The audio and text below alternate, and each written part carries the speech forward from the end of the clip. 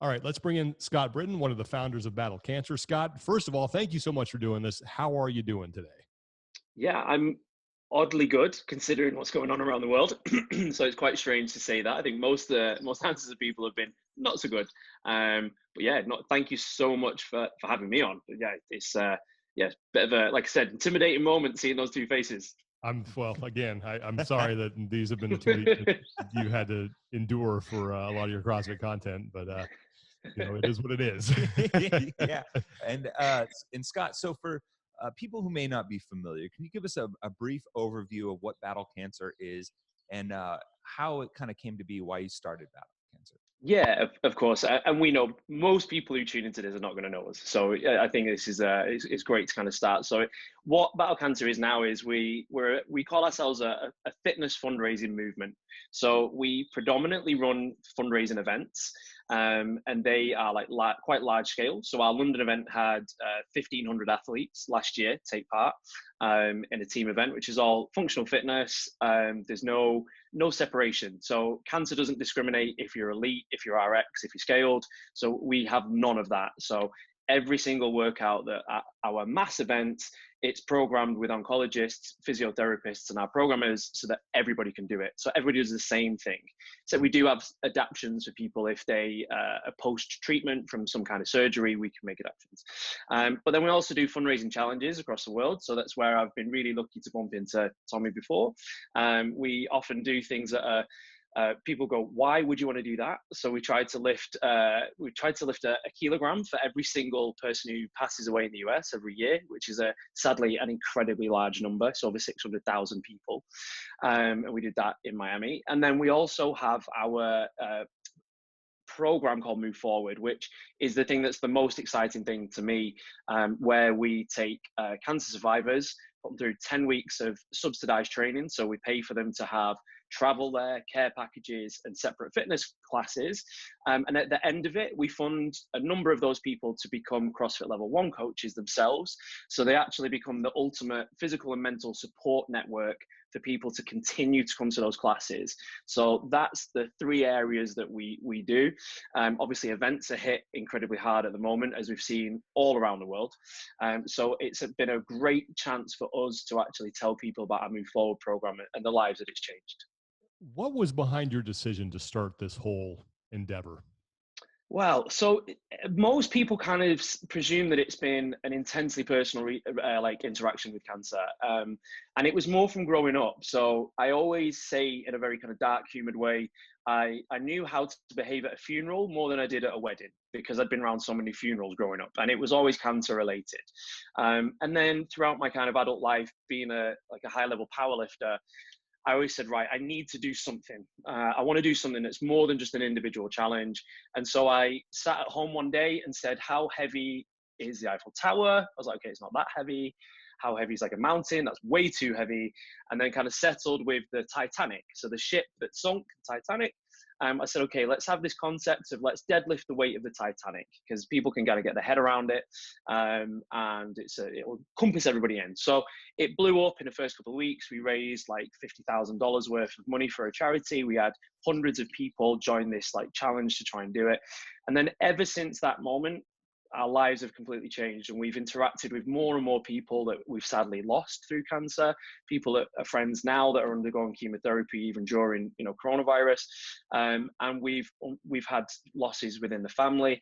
That every single person we speak to, every single one has had some connection with cancer. So it's been something that affects the world and just keeps us going and going and going. So it's been a strange life dealing with people that we've lost, but also being incredibly inspired by people that I've known that have come through cancer and then affected other people's lives from their own success within fighting that illness.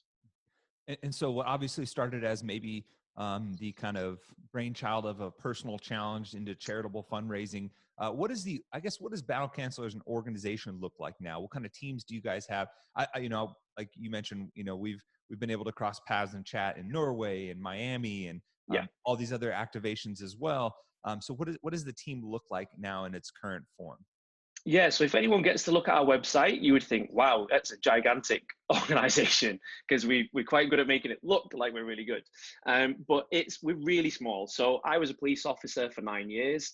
And since 2016, when we started Battle Cancer, I've tried to grow it with every single day off and holiday that I've had. So my wife has never been particularly impressed that we've not had a holiday since we got married. But that's how it's grown. So not up until December of this year, I left my job. Excuse me. My wife left her job, and we decided to take a risk of running Battle Cancer full time. We have 2 other phenomenal ladies that help us full time that again left their jobs. All took incredible pay cuts to do it for the love. And then we have around about 12 other volunteers that range from veterinarians, gym owners, doctors, military servicemen, that all give their time every single week for us to continue to try and grow as an actual organization. Because we didn't set out to be one. We set out to just put fundraising events on. And then very quickly, we saw the impact that it was having on people's lives. But we don't have huge funding. So it's like, okay, where do we get manpower from? So everyone has a running joke that I give them their list of things, can they try and help us this week? And I'm like, the check will be in the mail in like 10 years. So I have lots of favors that I owe people. That favor list is racking up and racking up. Along those lines, after you held your first event back in 2016, what did you think about the future of what you were doing was? Well, yeah. So I came brand new into CrossFit and functional fitness. So 2016, when we did Battle Cancer, that was my first glimpse of that world. And obviously the world of CrossFit HQ and everything else is dramatically different now. But at the time, I'd seen that there was a big push towards the elite. And I know, obviously, talking elite fitness, which all the attention, the eyes were on elite people. And it was really, really difficult to get people to say, look, you can have a physical challenge, but the movement can be accessible. So what I envisaged was that Battle Cancer could actually fill a small gap with what had happened in the functional fitness world of giving people the drive to train very hard for something that wasn't going to scare them because they just physically didn't have the ability to do a certain movement, or they didn't have the circumstances to quit their jobs and become full-time athletes. So that was what we wanted to do, something that everybody could do together.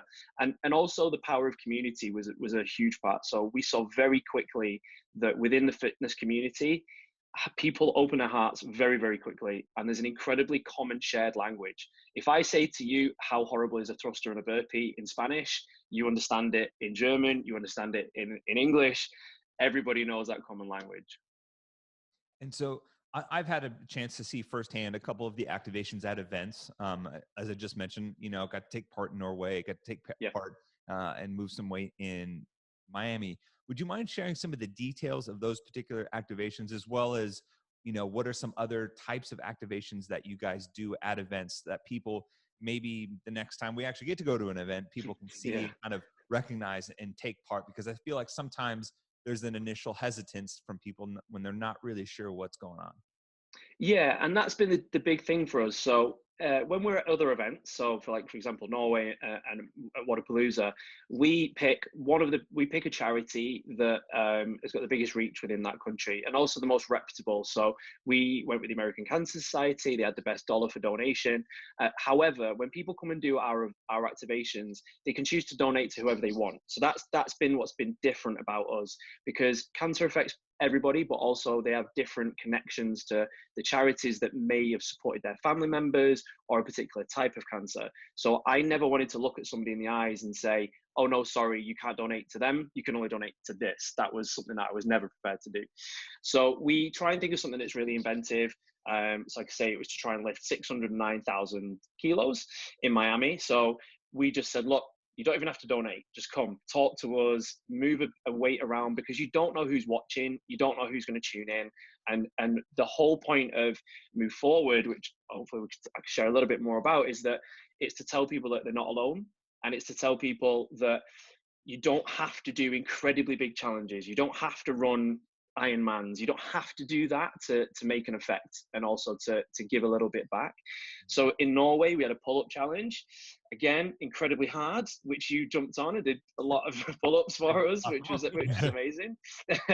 and because we're such a small team, and because we've all been affected by cancer who are in that team, we interact with people. We spoke to people in Miami who'd lost their wife, which a young man who'd lost his wife a couple of years ago, with people who'd lost children.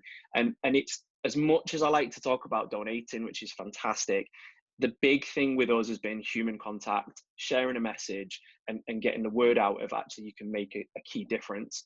The other big thing about us, and obviously vast majority of your listeners, we're trying to bring our own events to more and more places. It's not easy, certainly not now, but our events themselves are teams of 4, and that's a makeup of any team of 4, and you all do the same movements, and you have a challenge of 4 9-minute workouts across the day, and it's just a huge collection of people who've fundraised before, because it's a huge challenge to undertake that. And around 80% of people that do our events have never done a competition before, so it's their CrossFit Games. The other thing with our events is that right next to you in the lane, we have people who've just recovered from illness, and they've spoke to their oncologist and said, Battle Cancer London or Battle Cancer San Diego, Battle Cancer Madrid, that is what I want to be fit for. So not only is the fundraising element a big part of that, it's to do with that personal journey, to give people a focus and a goal to get healthy and well again. And the mental effect that that's had on so many people who've approached us and talked to us has been the thing that's really affected and touched us. We've had people who've talked about, unfortunately wanting to take their own life, and then they've chosen to do Battle Cancer event. And after that Battle Cancer event, a number of those people are now actually motivational talkers. They've become coaches themselves. And that's the thing that we want to get from the activations. That's the things that we want to get from our own events. It's not to find the fittest. It's not to find the strongest. It's to give something a little bit different than kind of what's already out there. You guys have clearly experienced quite a bit of growth over the last 4 years, but when did things really start to take off for Battle Cancer?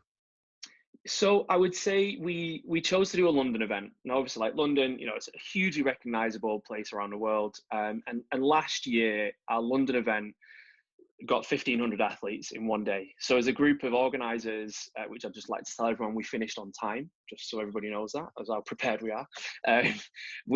It just blew up the world. Like, we had so many eyes on us, we had so many people, and it opened up doors, I think, to people actually taking us seriously. I think there's so many fundraisers out there, there's so many inbox comps, which are phenomenal and essential, but I think that changed people's perceptions. We had 5,000 people in that building, and the feeling throughout the day was something that people had said they'd never experienced before. And that just opened a trajectory. We had the guys at Live and Loud then say, look, we want you to come and do an activation with us. We had guys at Norway, we had the guys at Filthy 150. We had people outside of CrossFit. We had soccer players, we had fighters, we had loads of people who suddenly said, this is something that's been missing. So yeah, and it was a surreal moment for us to see 5,000 people in one room doing the things that we programmed for that goal. And so now maybe to kind of touch on a little bit of that growth and that recognition. Now, I know you guys got some cool stuff in the works, maybe some things coming out with the Move Forward program, right? Yeah. Could you care to elaborate a little bit on that? Yeah, so I mean, this is where this past kind of 10 days has been very surreal for us at Battle Cancer. So, people are doing phenomenal things around the world, but Battle Cancer Move Forward program is something that's ran for the past 12 months in Ireland. It's been medically tested with Belfast University, and the 15 first initial participants have just posted phenomenal results. So each of those that came in did our 10 weeks of free classes. They had subsidized travel, because when you're affected by illness, quite often your income is affected. So you can't get to a gym, you can't buy equipment to do stuff. And we've ran them through 10 weeks. Their grip strength, their lung capacity, their ability to handle food again, because when people often have cancer treatment, their ability to deal with food. And then on top of that, their mental health and mental happiness are all charted across that 10 weeks. And it's been phenomenal, the results. And on top of that, a number of people have now become CrossFit Level 1 coaches, as well as being cancer survivors who've been through that process and are now doing the next generation of those classes. So we knew we had something that's unlike what's going on around the world, that can actually make a self-sustaining program that you don't need to keep donating to. You donate once, we get it set up, and then it runs and runs and runs. So we've been reaching out to people to say, look, we want to do a real fundraising campaign behind this.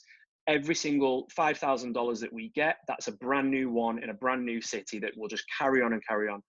But we knew we needed some big famous faces to get that to happen, because that's what gets people behind it, and that's what grabs people's attention. So we were very lucky to be introduced to Hollywood's leading stuntman, who unfortunately lost a really close friend of his, a close relative actually recently, to cancer. And he is a massive fitness guy, and every single day we've had celebrity after celebrity after celebrity echo our message. So our message is that through battle cancer, you're not alone. Because when coronavirus hit, obviously I'm not too sure how it is where you guys are at the moment, but vast majority of people didn't have access to gyms, their support network, that, if you're having a bad day, you go into the gym and see your gym buddy in that class, like, that can just make your day better within 40 minutes. You don't have to go and see a full psychologist for that support, and that's been taken away. And over here in the UK, lots of people in cancer treatment, that stopped because coronavirus and the need to move medical amounts. So lots of people feel alone right now, and we wanted to get that message out there. So we've had Chris Hemsworth, so we've had Thor himself. Yeah. We've had Luke Hemsworth, we've had Liam Hemsworth, so all the Hemsworths all in one. We've had Matt Damon, we've had Michael Fassbender, we've had UFC fighter George St. Pierre, countless others. We've had pop stars from the UK. We've had like One Direction pop stars, soccer players, and then we've just had the phenomenal support from the CrossFit community. So we've had Catherine David's daughter, Annie, Carrie Pierce, Pat Vellner, so many more that I'm not doing justice, but we've literally got a collection of 60 of like the most recognizable people around the world to echo our message. And tomorrow is the day that we release to hopefully make a dent in the world, to everybody saying these messages to get people. And even if it doesn't bring thousands upon thousands for donations in, the support that people are going through at the moment, from cancer diagnosis to post-recovery, of seeing such famous people and such successful people tell them that they're not alone, I think is going to have a profound impact that we can't even quite measure right now. You mentioned the coronavirus and how it has, wreaked havoc on just about every aspect of life, but how specifically has it affected the way that your charity goes about now trying to put together these efforts? Yeah, so I mean, day one, the ticket events stopped. So we went from, kind of how we'd run and what we do, completely stopped. So we went from 100% to zero within a week. We were actually in the US doing a fundraising tour. So we drive to gyms all across the country. We jump in, we take over classes, we ask people to donate. We had to fly back to the UK. So our events completely stopped. And that's heartbreaking, not only for us, because that's how we do an awful lot of fundraising, but for the number of people that use our events as their method to come back from illness. Then from a physical support standpoint, we couldn't keep going into gyms. We couldn't touch people. We can't go in and lead that drive. But what it has done is it's given us an ability that I don't think we would have ever had before, to get a singular message out there. I think it's given us a chance that people have listened to what we're trying to do.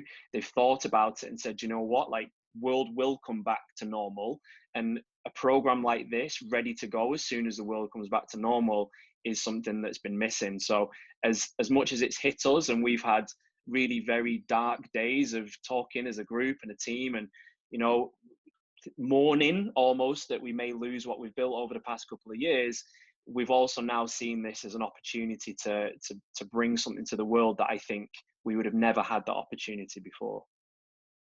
And so we've talked about the Move Forward, but the Battle Cancer Together initiative is, what are some of the additional details about that in terms of what that's going to look like going forward, and, everything that's been affected so far? Yeah, so we kind of say Battle Cancer Together is everything, and the Move Forward program is the thing that we really think is going to make a big difference. But when you look into our events, the fundraising, and the Move Forward program, we also have worked really hard over the past couple of months to notice that mental health is a huge element that's missing. And one of the things I describe to people is, if you're training in the gym and you're coach, and you drop a barbell and you graze your shin and you bleed from your shin, your coach knows exactly what to do. You stop the blood, you wrap it up, you clean it, and you know what's going on. But your coach also is going to know when you don't feel quite right, or something in your life is not as it's normally been, he's going to see a change in your behavior or like what's going on. And especially linking that into illness and seeing people who are affected not singly by illness, but their loved ones and the people that they know.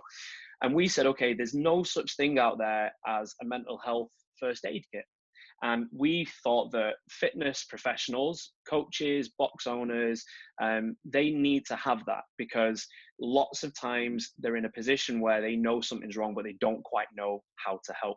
So every single place that we launch a Move Forward program, we're going to have a day that's completely free, that's worked for, where we invite professionals in and we give them a toolkit to leave afterwards, and with a couple of things that they can pull out of their pocket, things to say, places in that country where they can refer somebody to actually get some help.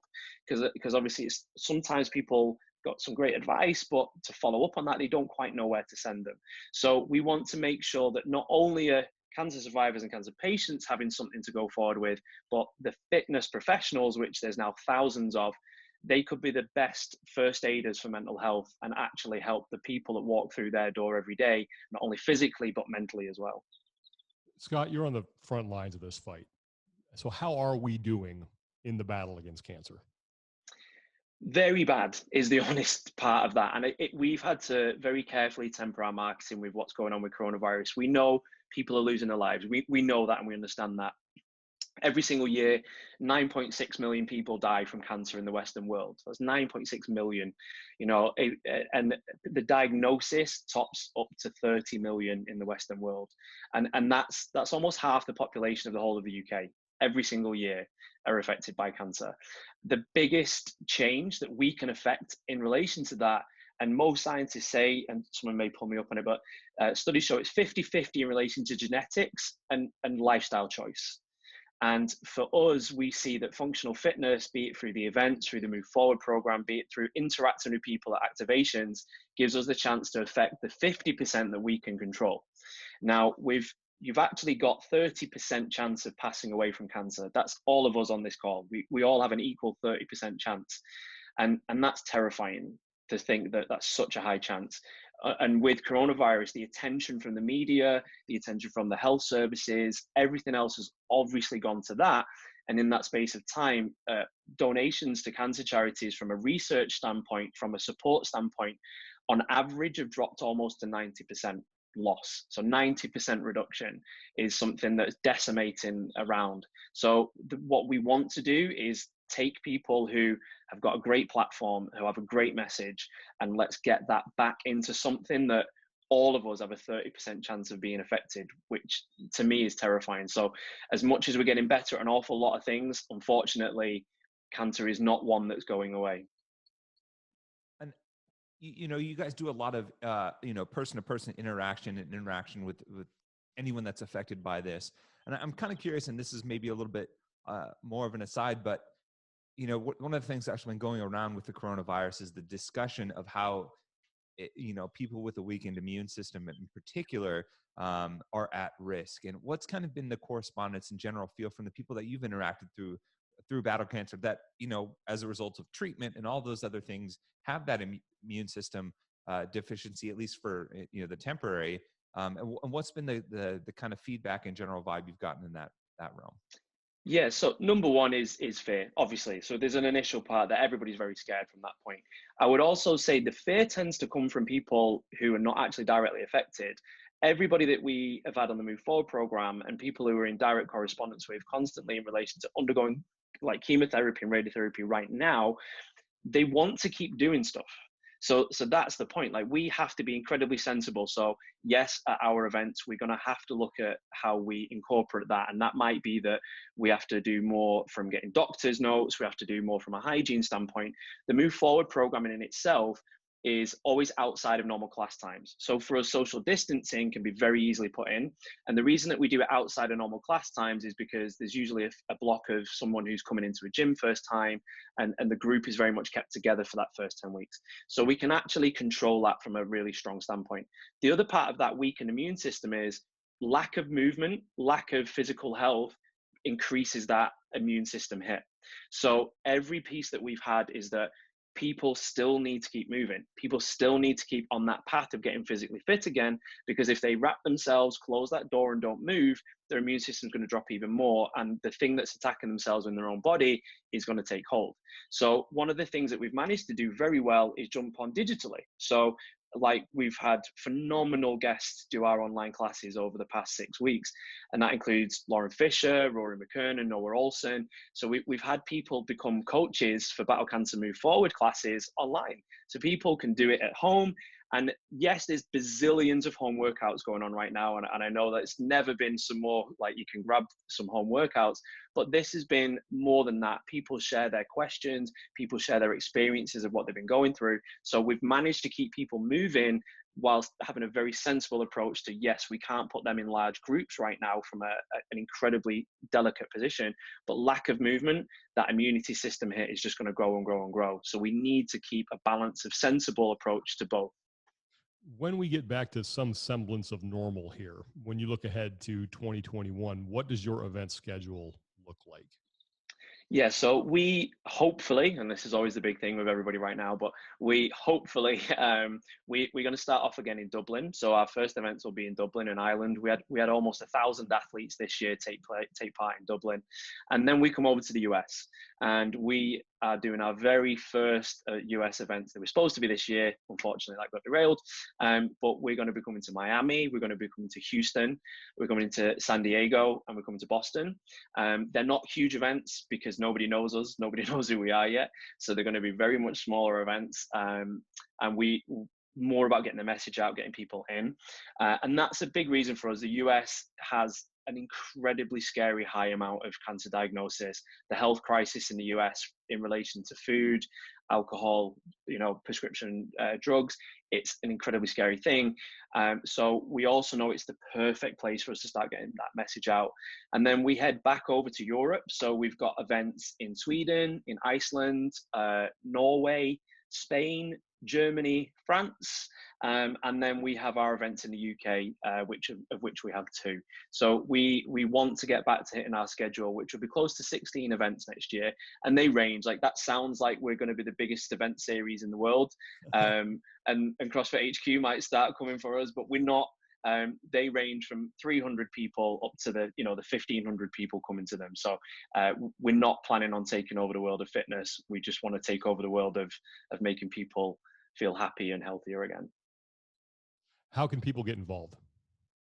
So number one, and I always ask this, is just to give us a bit of time. So go over to battlecancer.com, give us a read. So everything in there, that's our entire backstory, the events, and most importantly for us over the next couple of months, the Move Forward program.